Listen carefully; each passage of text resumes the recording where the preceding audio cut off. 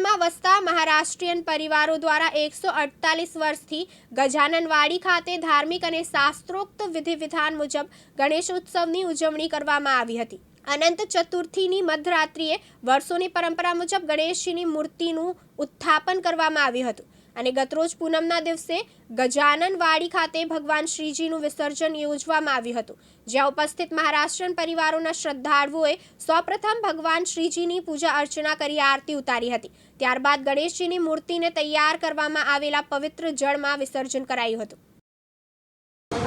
મંગલમૂર્તિ મોરિયા, ગણપતિ બાપ્પા મોરિયા।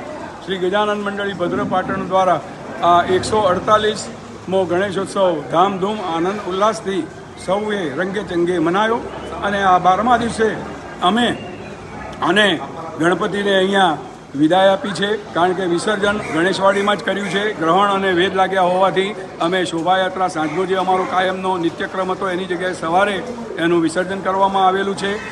આ મૃણમય મૂર્તિ જ્યારે વિસર્જિત કરી ત્યારે એમાંથી માટીનો અંશ લઈ લેવામાં આવ્યો અને આવતા વર્ષે જ્યારે ગણપતિની મૂર્તિ મંત્રોચ્ચાર સાથે બનશે ત્યારે એમાં ભેળવવામાં આવશે। 149મો આ ગણેશોત્સવ આવતી સાલ 2026માં આવશે અને ભારતભરમાં આ પહેલો પ્રસંગ છે કે સાર્વજનિક ગણેશોત્સવ એ પાટણથી શરૂ થયેલો છે। એનું 150મું વર્ષ સાર્ધ શતકોત્તર સુવર્ણ મહોત્સવ થશે અને એમાં અમારા બધા સભ્યો એમાં તન મન ધનથી મોટા પ્રમાણમાં ઉત્સાહમાં ઉત્સવને ઉજવવા માટે થનગની રહ્યા છે।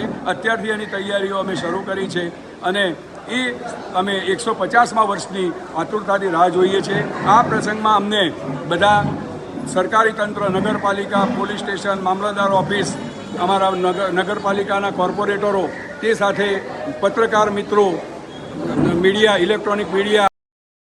કેમેરામેન હાર્દિક સોલંકી સાથે ઉપેશ પંચાલ, દિવ્યાંગ ન્યૂઝ।